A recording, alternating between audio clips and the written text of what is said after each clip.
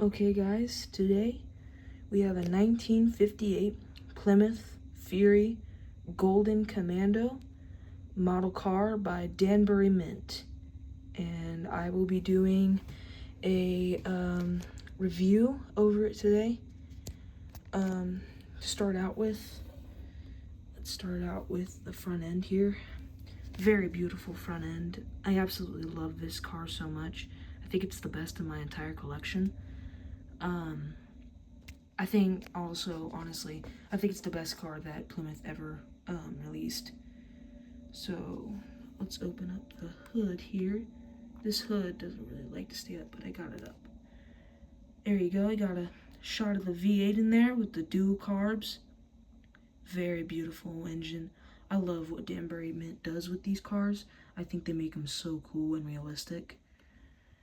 See all the wires coming off the distributor there and stuff like that. You got the horns up front, get my camera to focus, with the radiator and the silver cap. You also have the windshield washer fluid bag there. That is a really nice touch with this car. So you can close the hood here. You can move it again.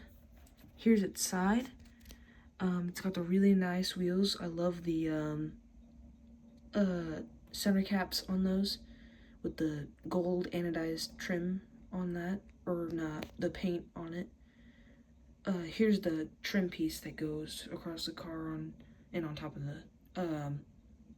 of the fins there, with the Fury badge right there.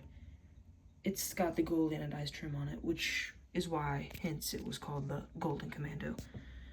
It's got the dual antennas on the back, which I also really like about this car. I think that's a really nice touch as well. The gas cap does, hold on, it does open, but I'm not going to try to get it open now because it's spring-loaded and it's kind of hard to open, but it opens. Let's open the door here. And we got a really nice interior in this.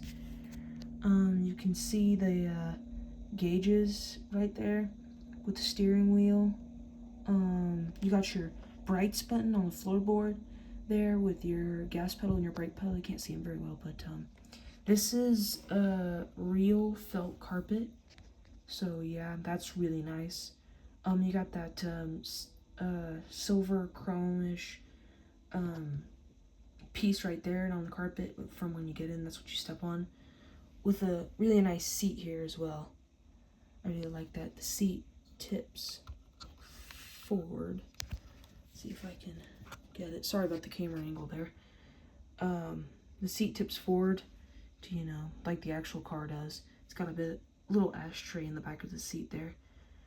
And then there's the back seat. It's pretty detailed as well. Tip the back seat back. You got that classic stand-up mirror that's not in the headliner. So, screwed to the top of the roof. The steering wheel does turn. So that's a really nice touch as well. And you got your turn signal in there. You also have a push button transmission that's sticking out right there next to the door. Speaking of the door, let's show that. That's a really nice door right there. I don't know for sure, but I think this has power windows and power door locks.